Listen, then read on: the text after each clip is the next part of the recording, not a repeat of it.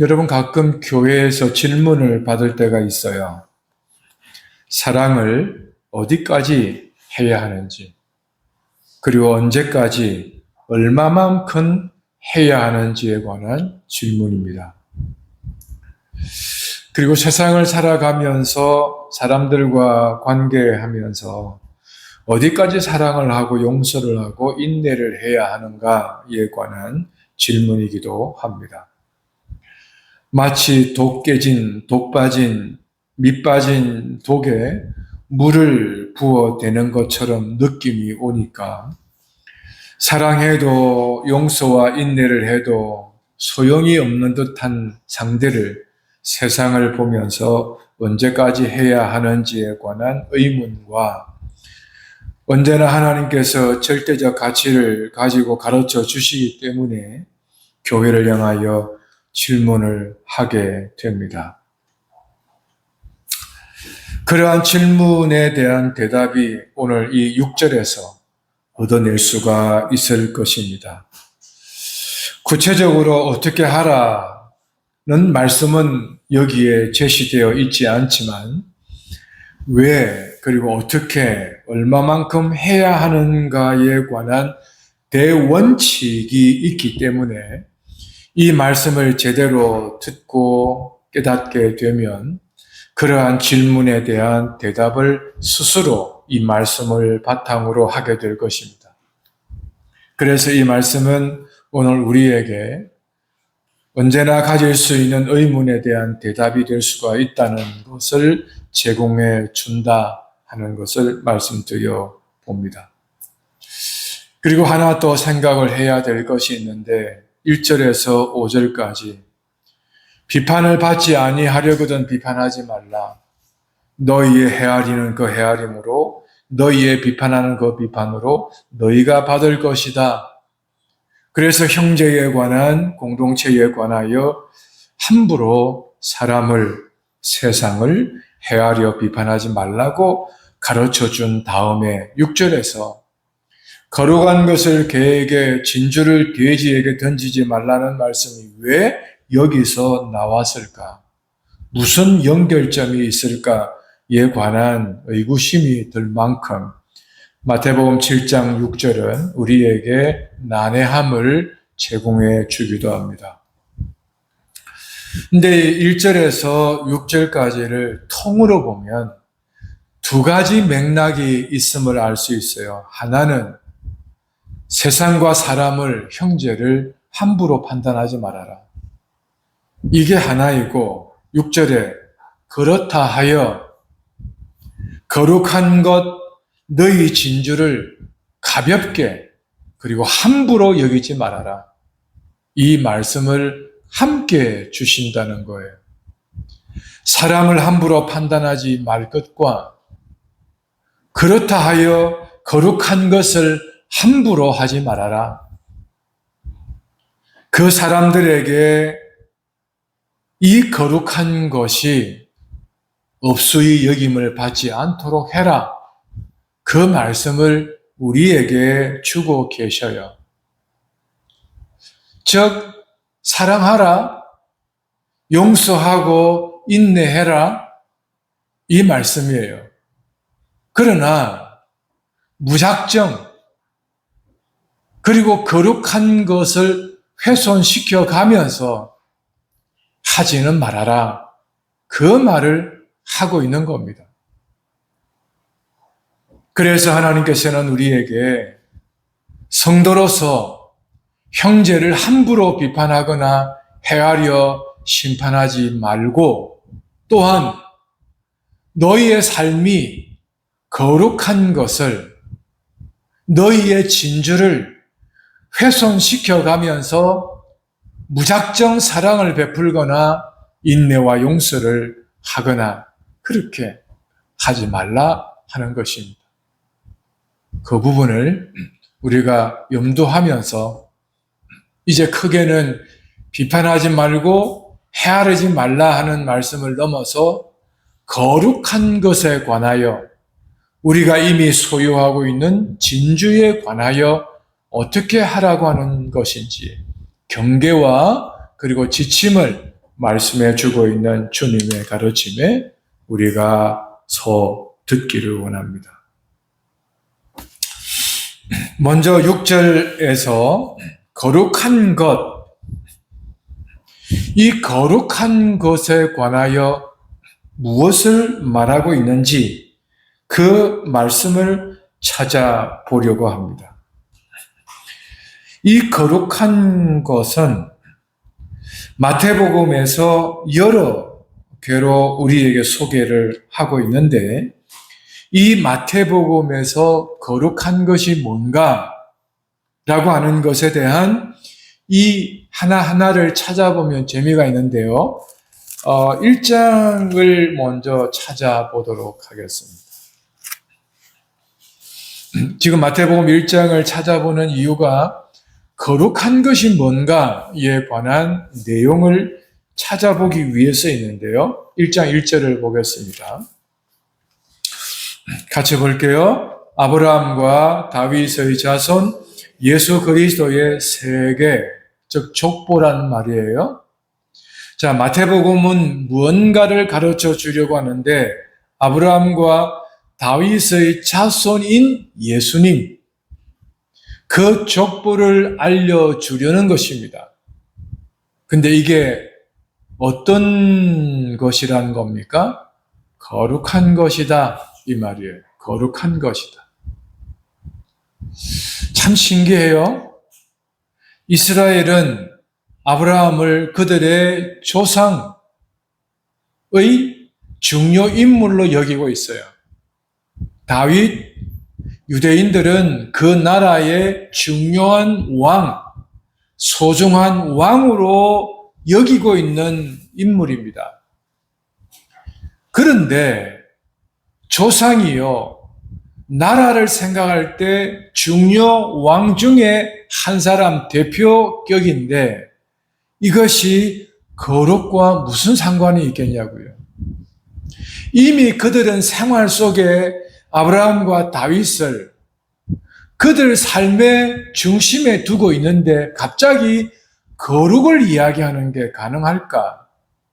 그런데 예수님은 이 아브라함과 다윗의 자손으로서 예수라는 것을 말하며 거룩한 것으로 새롭게 접근하고 있어요.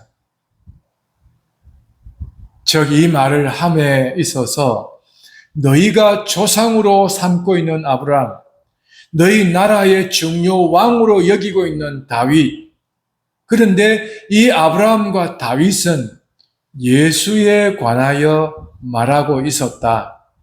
그러니 너희가 가지고 있는 것은 역사의 한 중심에 있는 인물이요 왕이지만 하나님 편에서는 구별하여서 너희 나라에 주신 하나님의 설계였다. 그 이야기를 하려는 것이었어요. 그러니까 너희 역사는 그냥 일반의 역사가 아니라 구별된 거룩한 역사였다. 그 이야기였습니다. 그러니 자연적으로 그 나라의 백성들은 어떤 백성이라는 것을 상기시켜 주는 겁니까? 거룩한 백성이라는 거예요. 근데 지금 이 거룩한 것이라고 하는 정체성을 아브라함과 다윗으로부터 시작하고 있습니다. 그 다음 크게 두 번째 말씀을 하고 있는 것이 있어요.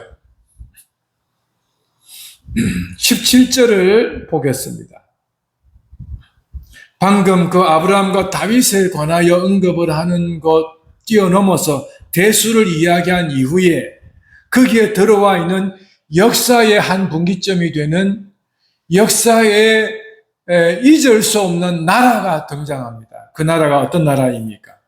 바벨론입니다.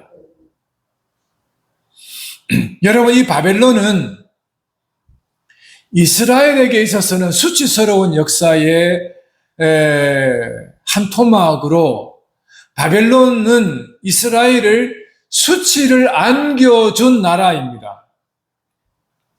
하나님의 영광을 손상시킨 장본인으로서의 그 나라입니다. 여러분, 바벨론은 하나님의 영광을 무너뜨린 나라입니다. 그 중심에 무엇이 있을까? 하나님의 성전, 그 성전을 파괴시킨, 그 성전을 무력화시킨, 그 성전의 하나님을 바벨론으로 옮겨오도록 만든 나라가 바벨론이었어요. 거룩을 손상시킨 나라였다고요. 그러니 이스라엘에게 있어서 바벨론은 그들의 수치를 안겨준 나라가 바벨론인데 어찌하여 바벨론을 여기에 거룩을 이야기하고 있을까? 하나님은 이스라엘의 이 범죄로 인하여 수치를 겪고 당하셨는데 그 수치가 이스라엘 때문이었다는 것을 말씀해 주고서 그 하나님의 수치를 스스로 당하셨고 그 수치스러운 백성을 수치스럽게만 여기도록 당하도록 하지 아니하시고 하나님이 바벨론으로 옮겨 가셨다는 것이에요. 하나님은 이스라엘 백성들 때문에 수치를 당하셨지만 그러나 하나님 스스로는 이스라엘을 통하여 영광을 거두시고 하나님은 이스라엘에게 약속하셔서 70년이 지나면 너희가 자유할 것이고 70년이 지나면 다시 너희의 나라로 돌아갈 것이고 내 수치를 회복시키실 것이다라고 하는 거룩한 언약을 약속한 것이 바벨론 역사였어요. 그러니 하나님께서는 이 이스라엘에게 비록 너희의 죄로 인하여 수치를 당하였지만 하나님께서는 그 수치를 회복시켜 주실 것이다 라고 하는 약속을 하셨다는 사실에 있어서 거룩을 말하고 있습니다.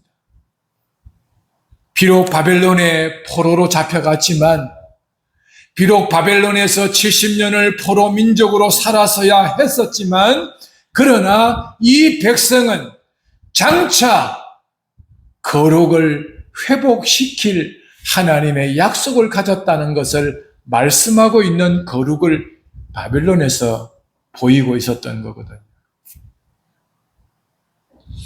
그래서 하나님께서는 이 땅에 수치를 안겨 바벨론 나라의 백성으로 옮겨갔지만 그들과 함께하고 있지만 그러나 하나님께서는 거룩을 손상시킨 것은 있었지만 거룩을 포기한 적이 없었다는 것을 바벨론 역사에서 보여주고 있습니다.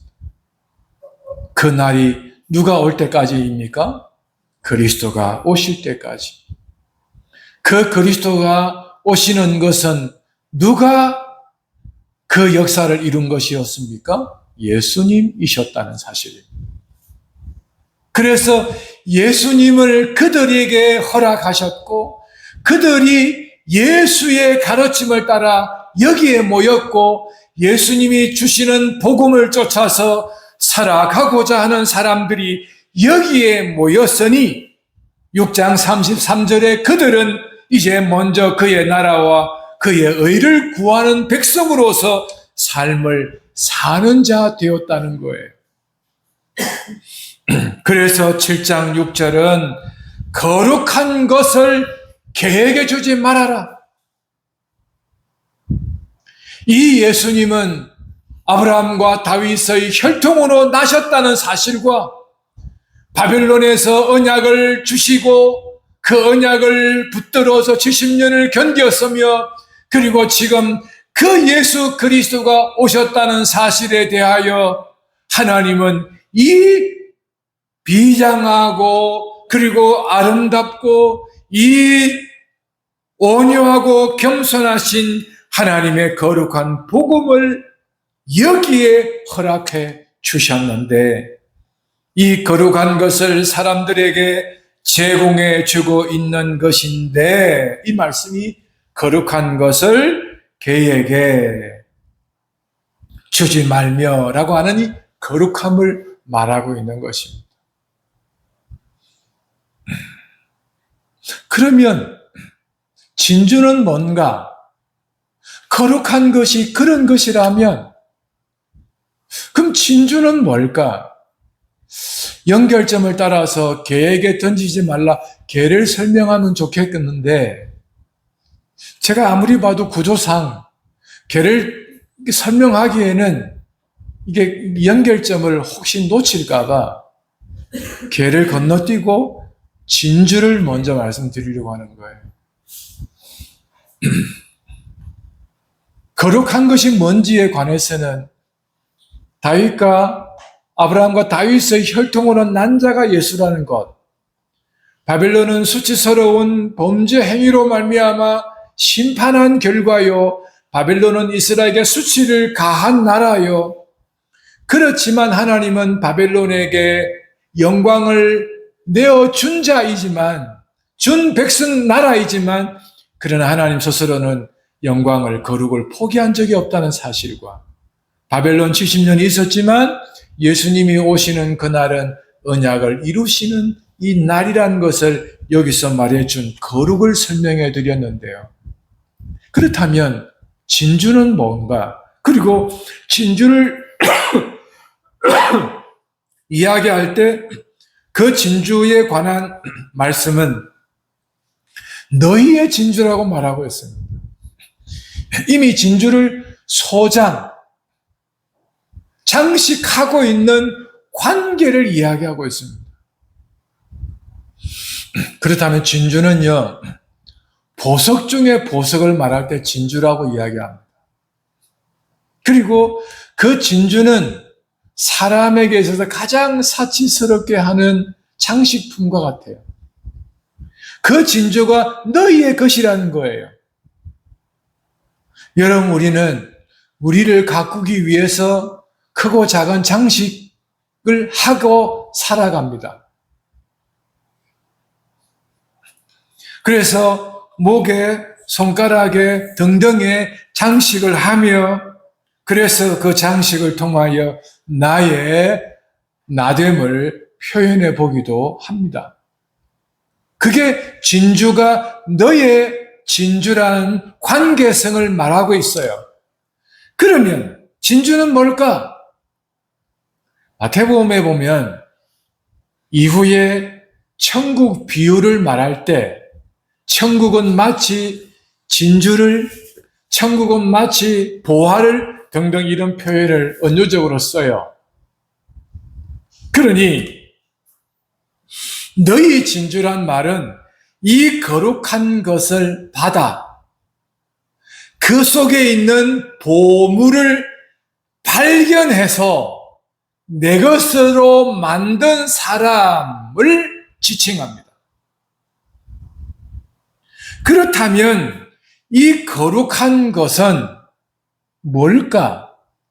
예수님이 오셔서 자기가 다윗의 자손이요 아브라함의 자손이며 하나님이 보내신 자라는 것과 바벨론 포로 역사의 흔적을 가진 그들에게 약속한 자가 바로 나 예수라고 하는 사실을 전해주는 것이 거룩한 것이라면 너희 진주는 그 거룩한 것을 가진 자로서, 보석을 가진 자로서 그 사람들이 전해주는 복음을 진주라고 말하는 것입니다.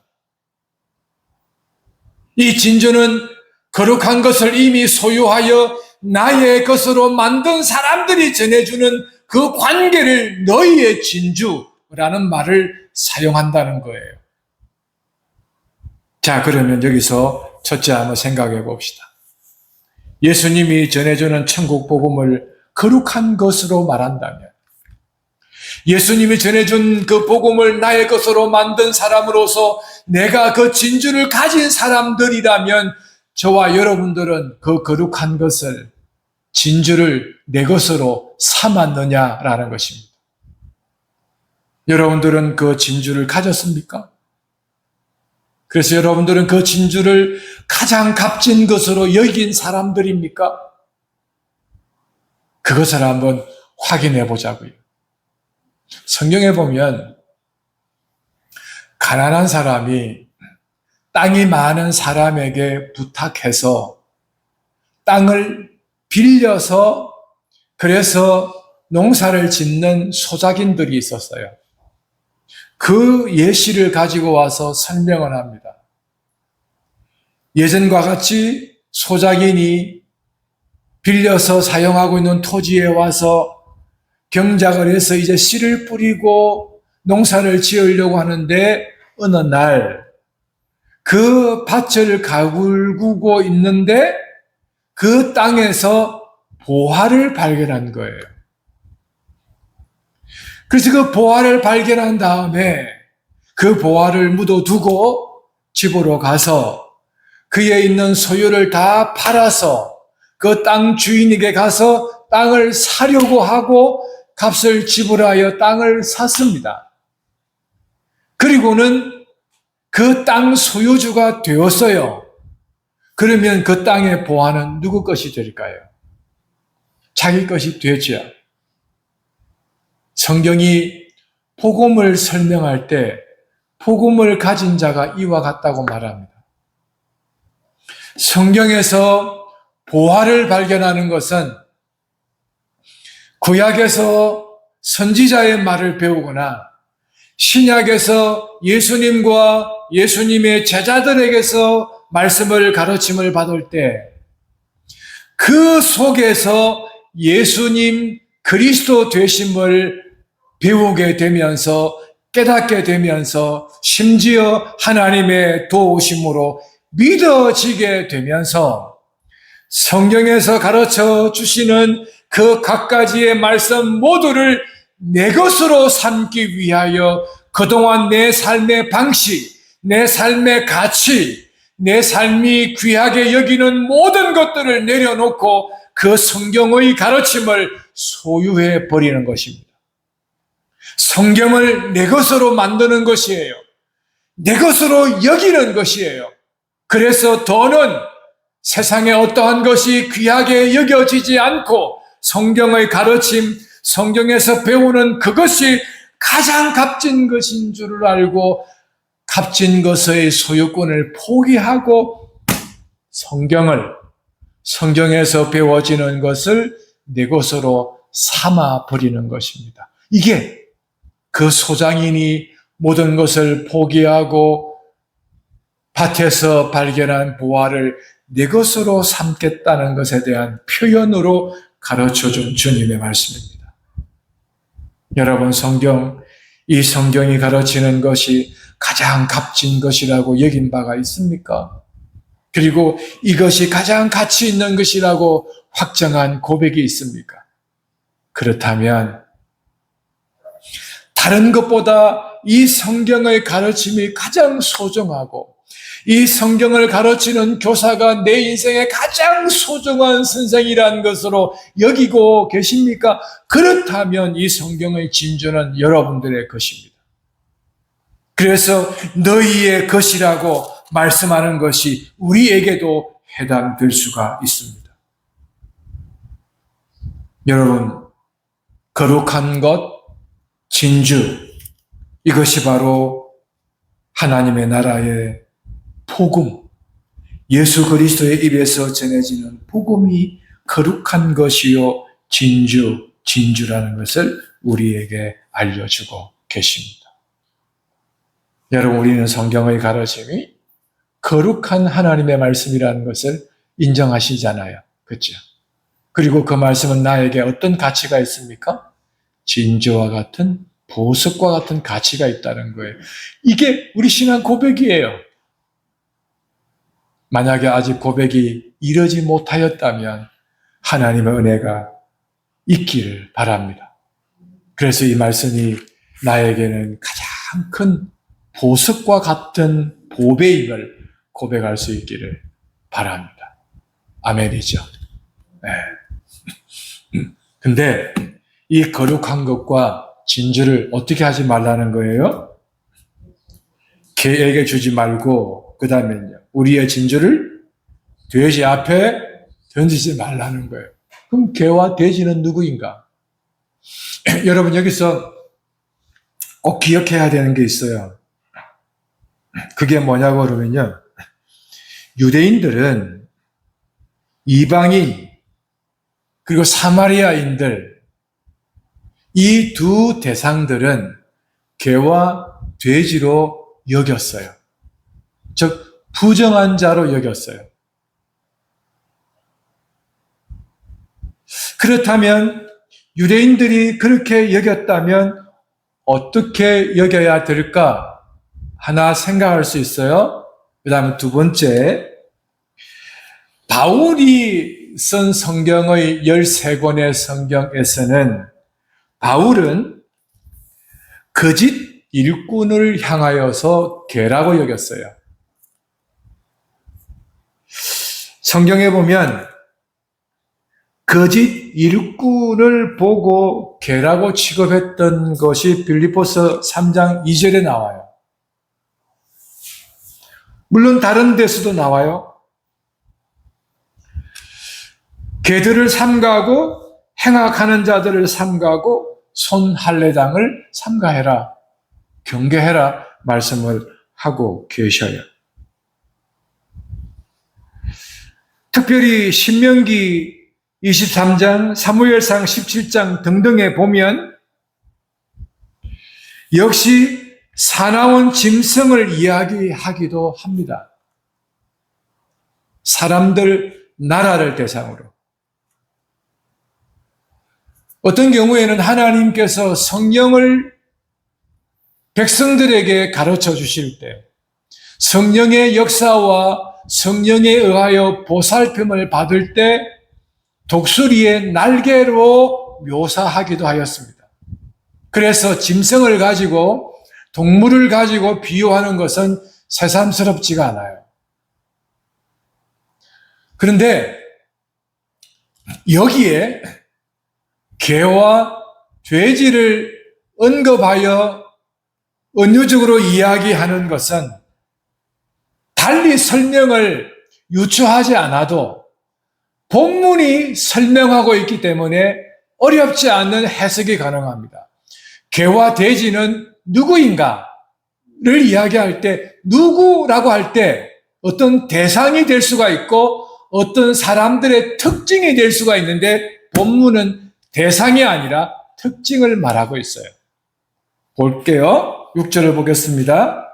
자, 그들은 어떤 특징을 가지고 있습니까? 그것을 발로 밟는다. 그 다음엔요, 돌이켜 찢어 상하게 한다. 그러면 개와 돼지들의 특징이 뭐라는 걸까요? 발로 밟는다는 것이에요. 왜 밟을까? 자, 돼지를 한번 보세요. 여러분 유튜브에 보면 돼지와 개가 그들의 음식을 먹는 방식을 보면 참 특징이 재미있어요. 이 설교를 위해서이기도 하고 그 짐승들의 특징을 보려고 한번 검색을 해본 적이 있어요. 근데 몇 개 영상을 봤는데 돼지는요, 자기들의 음식 밥그릇 안에 발을 집어넣어 버려요. 그리고는 마구 먹어요. 개가 오면 온 몸으로 방어하면서 그들의 음식을, 그의 음식을 먹더라고요.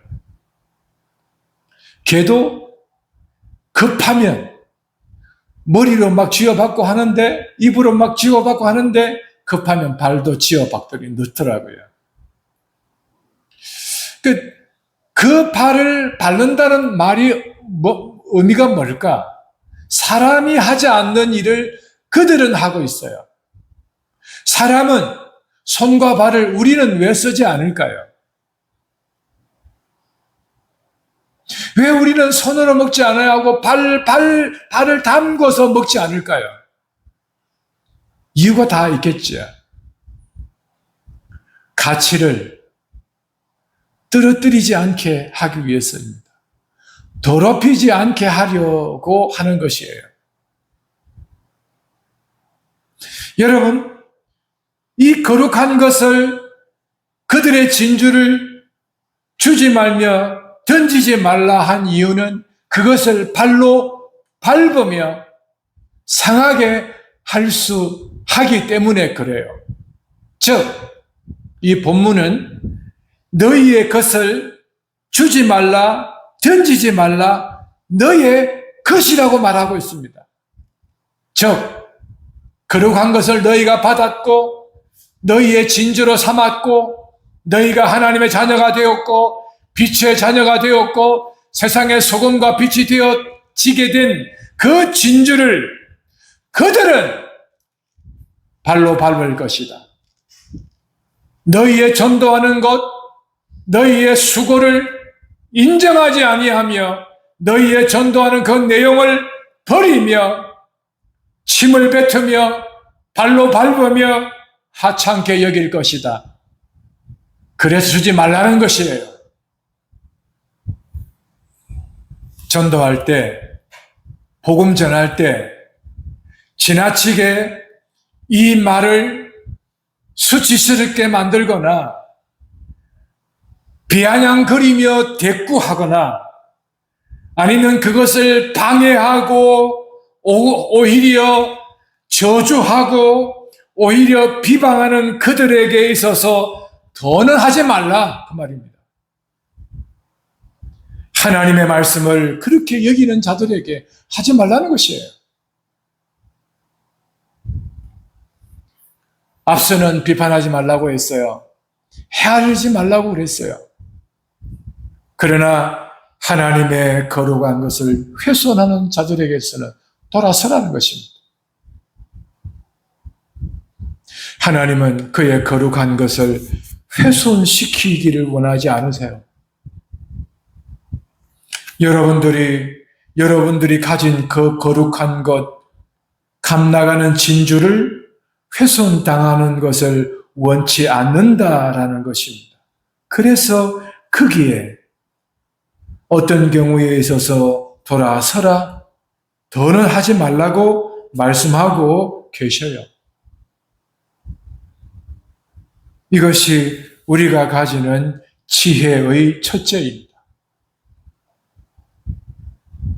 들을 귀가 있는 자들에게 전해야 하고, 그래서 그 말씀을 풍성케 하도록 해야 합니다.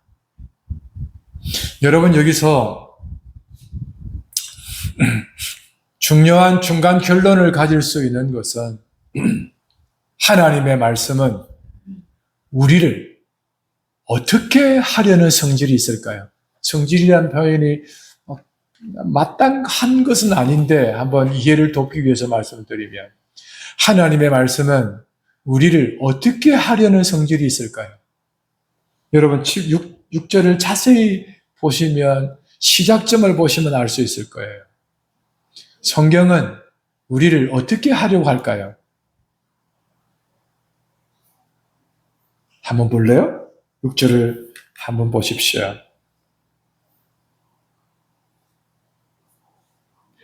하나님의 말씀은 우리를 어떻게 하려고 하는 걸까요? 거룩하게 하는 것입니다. 우리를 거룩하게 하는 것이에요.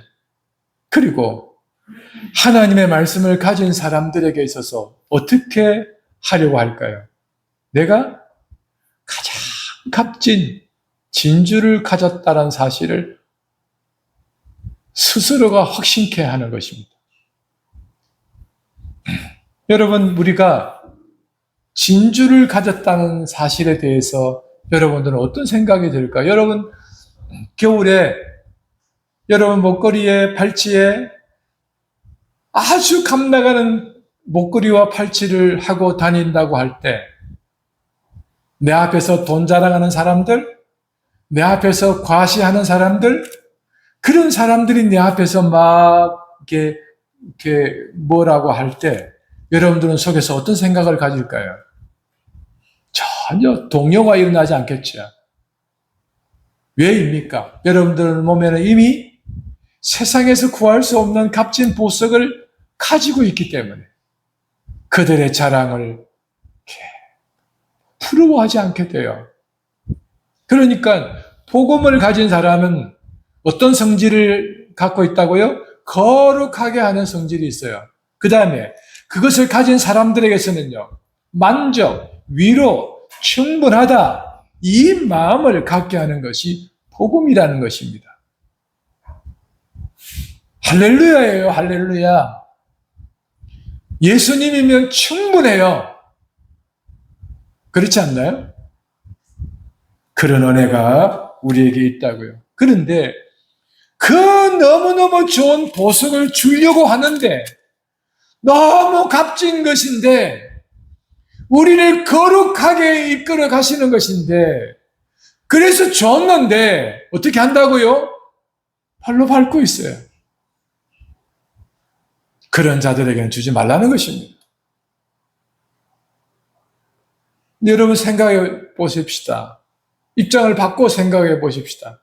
우리가 그 거룩한 것을 그들의 진주를 발로 밟지 않고 그 거룩한 것을 그들의 진주를 이제는 누구 것이 되게 했습니까? 내 것이 되게 했잖아요. 그게 얼마나 감사하냐고요. 하나님께 감사해야죠. 그 다음에 주지 말라고 한 이유가 뭡니까? 그것을 어떻게 한다고요?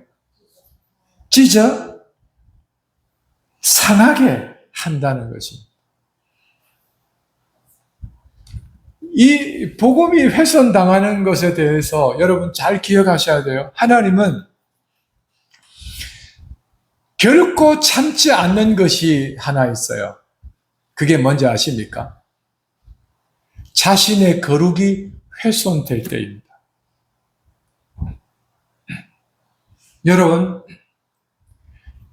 죽어도 이것만큼은 기억하십시오.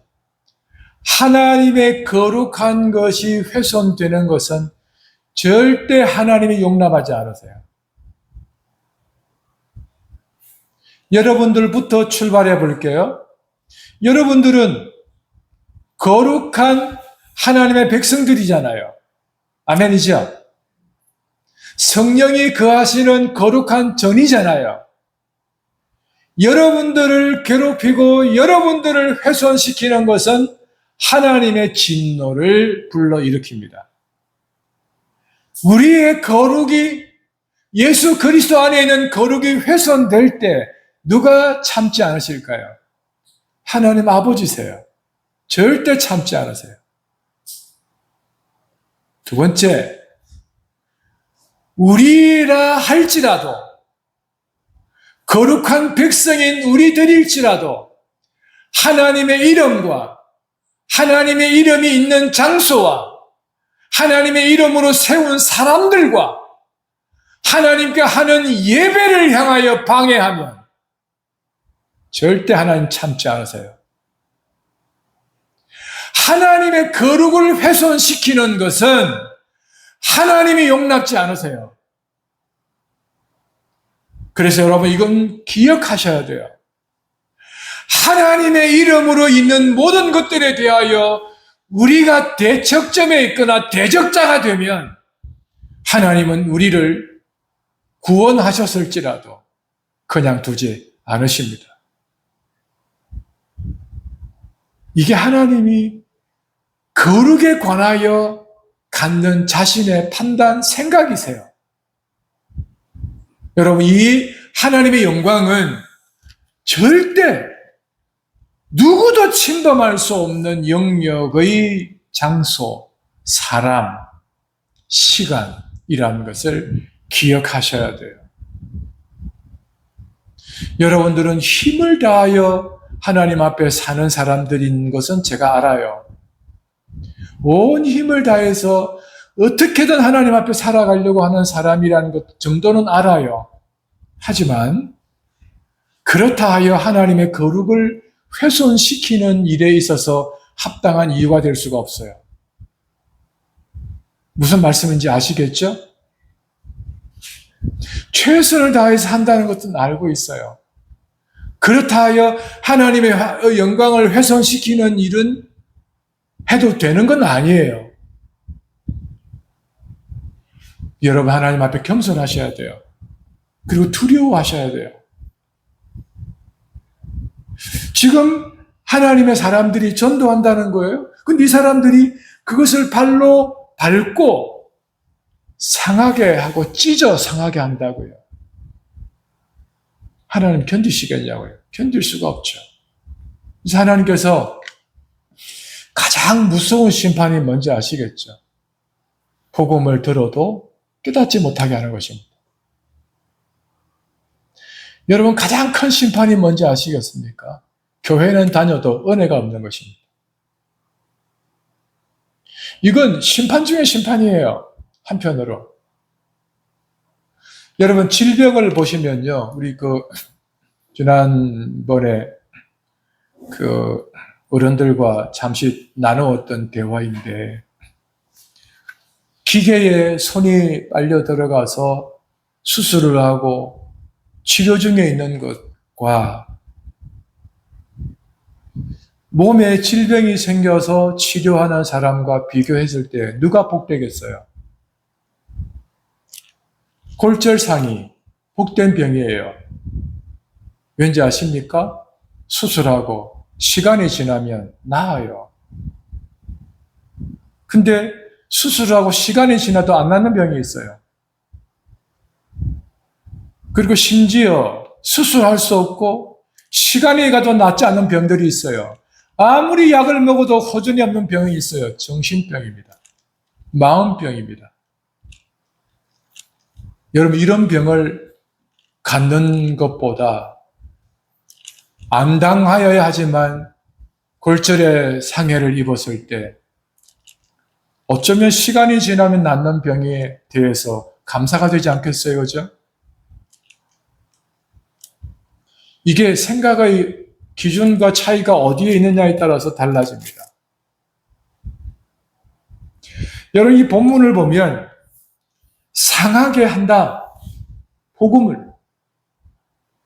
근데 하나님의 심판은 그들이 복음을 들어도 더는 복음에 대하여 이해할 수가 없고 하나님의 자리에 와서도 은혜가 없는 것은 심판 중에 심판인 거예요.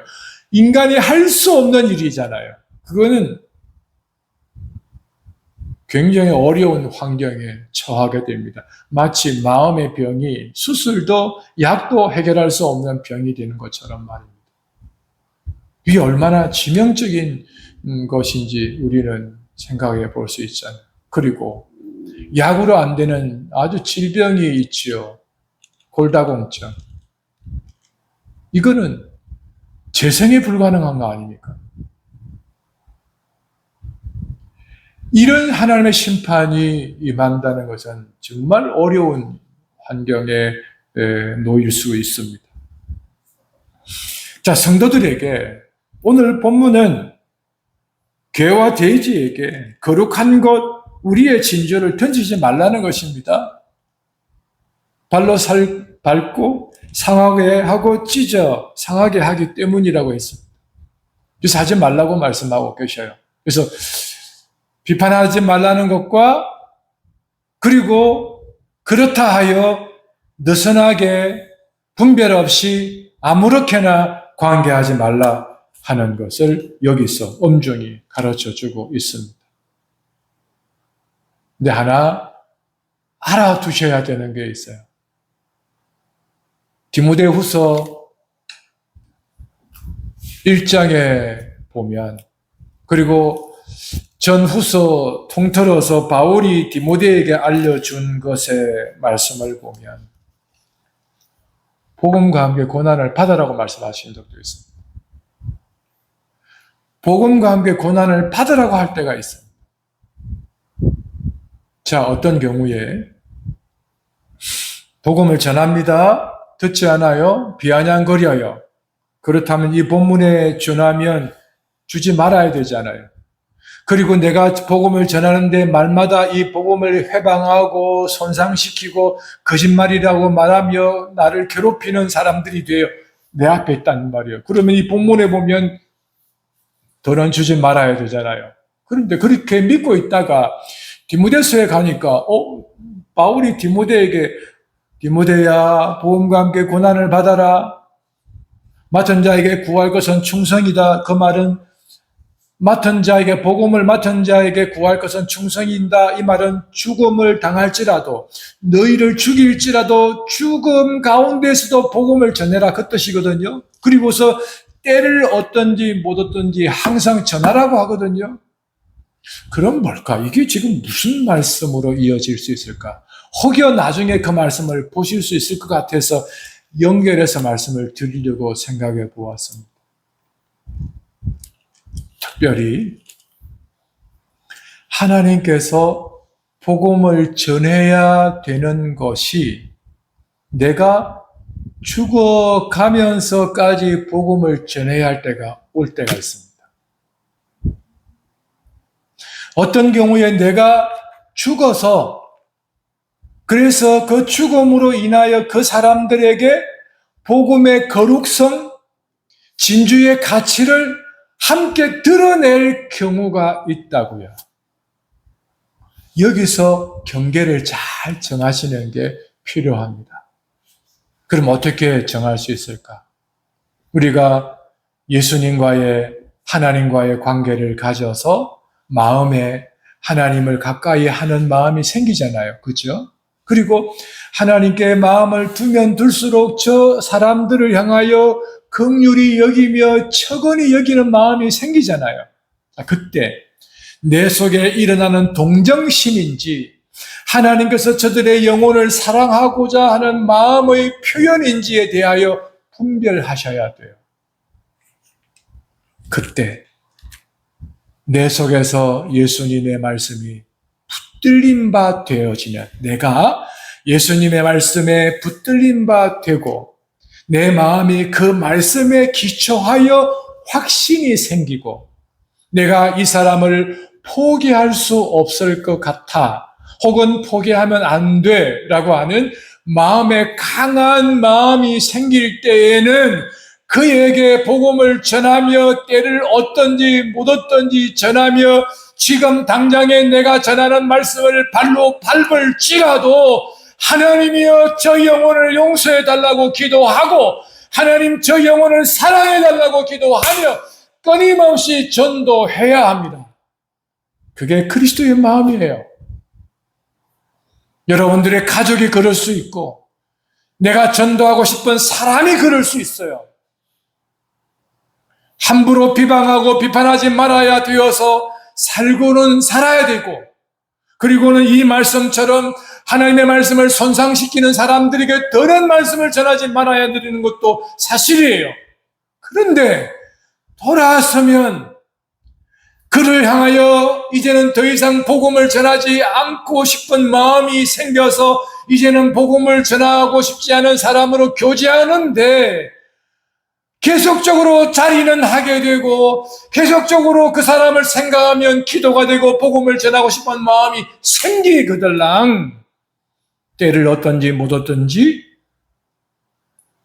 하나님의 말씀을 전할 수 있어야 한다 하는 것입니다. 이게 복음이 주는 가치 때문에 거룩성 때문에 그래요. 이건 세상의 어떤 기준으로 판단할 수 없는 거예요. 절대로. 여러분 거룩을 어떻게 사람의 기준과 판단으로 할 수 있겠냐고요. 다 다른데 그죠? 그 사람이 거룩하다라고 여기는 거룩함이 세 발의 피밖에 안 내는데 어떻게 거룩의 정도를 정할 수 있으며 거룩의 한계를 정할 수 있겠냐고요. 없거든요. 성경을 볼 때마다 묵상할 때마다 기도할 때마다 거룩의 크기를 더해가시는 하나님의 그 깊으신 가르침 앞에 아멘 하는 사람들은 세상에 감당할 수가 없어요. 제가 간접적으로 아는 여성분이 계셔요. 어느 날 그에게 복음을 전거해서 그 복음 가운데 거룩함이 무엇인지를 깨닫고 그 속에서 진주를 발견하여 그의 것으로 삼았던 여인이 있어요.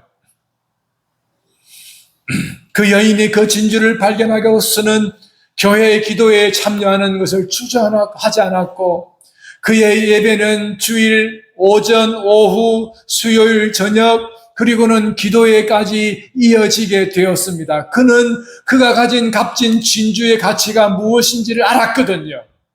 그래서 사람들에게 선을 베풀었어요. 그리고 안 믿는 남편에게 지극한 사랑을 베풀기를 시작합니다.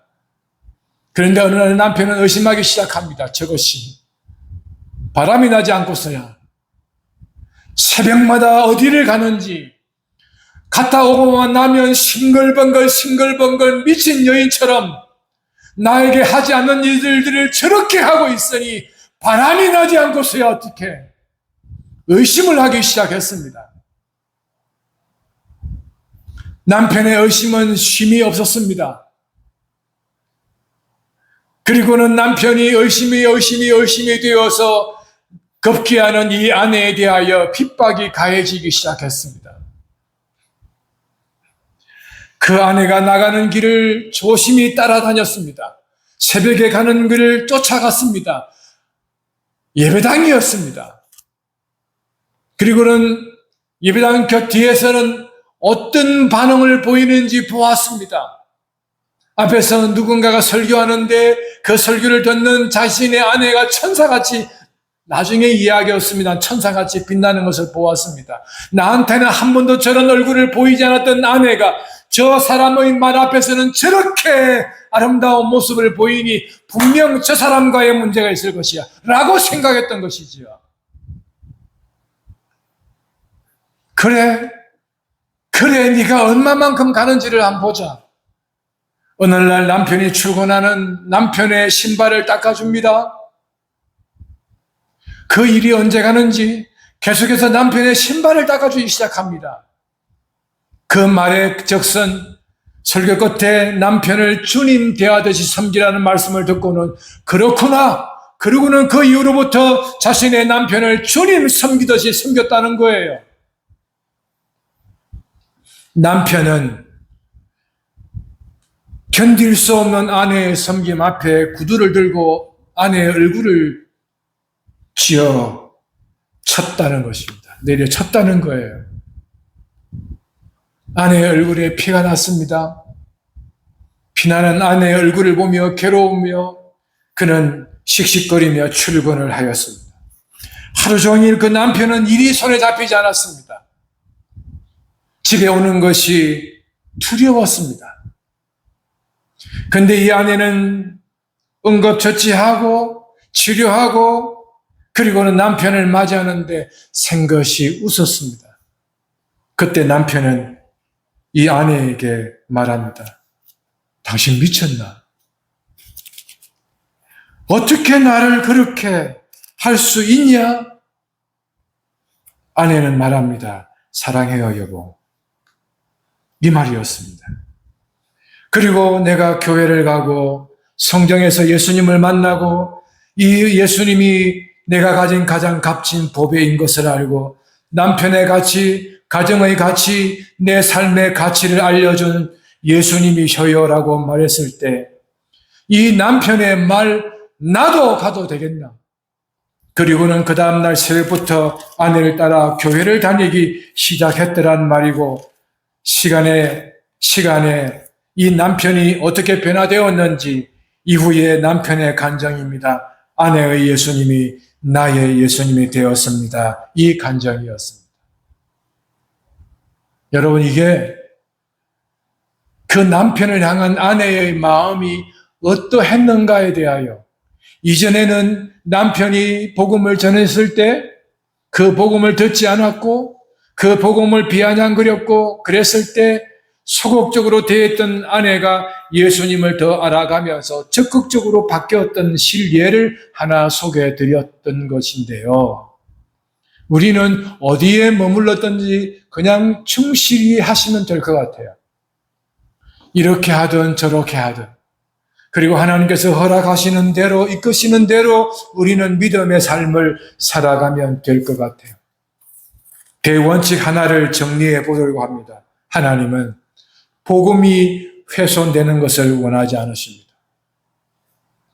나로 인하여서도 그로 인하여서도 마찬가지입니다. 그래서 복음이 훼손되지 않는 것에서 거룩을, 진주를, 그 가치를 떨어뜨리지 않기를 바라시는 것이 하나님의 대원칙이라 하는 것입니다. 나아가서 이 대원칙 앞에 너희가 받은 이 보배로운 진주를 너희 것만이 아니라 또 다른 사람도 그 사람의 진주, 그 사람의 것이 되기를 원한다는 것이 하나님의 소원이기도 합니다. 하나님의 소원은 복음이 훼손되는 것을 원치 않으실 뿐만 아니라 훼손되지 않을 뿐만 아니라 이 복음이 누군가에게도 전해지기를 원하고 있다는 사실. 이것이 하나님의 소원이라는 것입니다. 원래는 훼손되지 않기를 원하는 것이 설교의 전체 흐름이었고, 그러다 보니까 또 하나를 해야 하는 상황 속에서 그 하나를 그냥 축약해서 오늘 하나 덧붙여서 복음이 원하는 것이 무엇인지, 훼손과 원함이 같이 있다는 사실을 전하는 것이 좋겠다 해서 주보를 마무리한 다음에 좀 더 보충하였기 때문에 제목을 바꾸지 않았었습니다. 여러분, 이 본문을 잘 기억해서 하나님의 말씀은 훼손되는 것을 원하지 않는다. 두 번째, 하나님의 거룩한 이 소원이 훼손당하는 것 또한 원치 않으신다 하는 것. 그래서 복음은 우리 안에 결정되기를 원하고 있다 하는 말씀을 전해드렸습니다. 기도하겠습니다.